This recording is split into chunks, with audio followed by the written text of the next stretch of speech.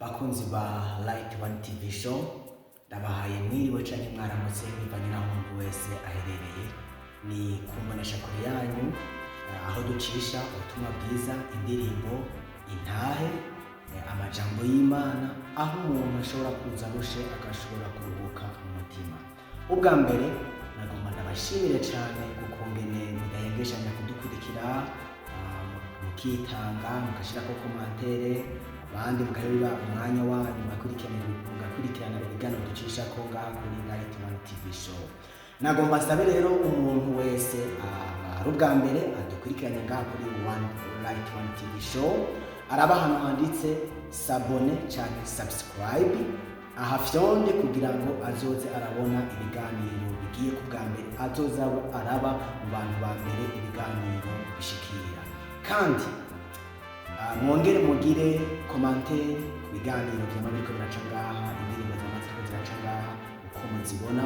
Umuntu wese ko zibahezagira ko zirimo amavuta muvyo muragira commentaire. Hariho n'ahandi hantu handitse like canke share, naho nyene kuri like mwafyonde, kuri share canke partage ubitegeza ahantu handitse mwafyonde kugira ngo usangire ubutumwa buca kuri imbonesha kure yanyu, usangire n'abagenzawe nabo barushirize kumva ubutumwa bwiza biciye mu ijambo ry'Imana.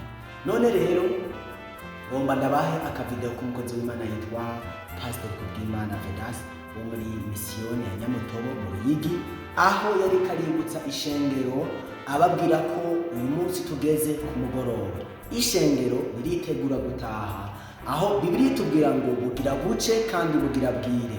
Bugira buce k'umugorotsi yakoze neza, yihana ibyaha, yashitse ku musaraba, akihana ubusambanyi, akihana ububeshi, akihana kuraguza, akihana kuboregwa, akihana urusaku, akihana inzigo, akihana uburozi. Uwo muntu bugira buce. Ariko bugira bwire k'umuntu yagumye mu ishengero canke k'umuntu yibereye mu isi, aguma asambana, aguma yiba, aguma abesha, aguma aroga, aguma akora ibyaha by'uburyo bwose. Uwo muntu bugira bwire, ntazobona Imana. Uwo muntu bugiye kumwirirako kuko Yesu Kristo agiye kugaruka.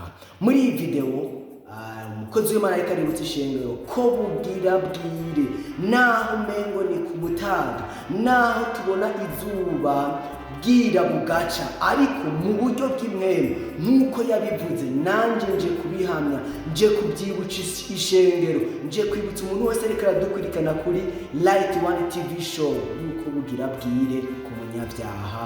Ku munyabyaha bugira bwire, umuntu wese yitegure, twihane neza nk'abantu turiko tuja mw'ijuru. Muraza kuvyumva muri iyi video, n'akavideo gatoya, ariko nipfuza koko kwibutsa umuntu wese ariko aradukurikirana ko bugira buce ku mugororotsi kandi bugira bwire ku munyabyaha. Murakoze mukurikirane kano kavideo, cedorera muri commentaire mugasangira n'abandi ngo tubize kwitegurira baraka ku Mwami wacu Yesu Kristo. Ibihe vyagorovye, haleluya. Bene data, naho twicaye aha mwicare mubizi ni ku mugoroba, naho umengo ni mu gitondo mu buryo bw'imwemu. Amena. Mwema aravuga ngo nidemotayinosire, amena arayisheitani imonekete inoro haramataki raite romene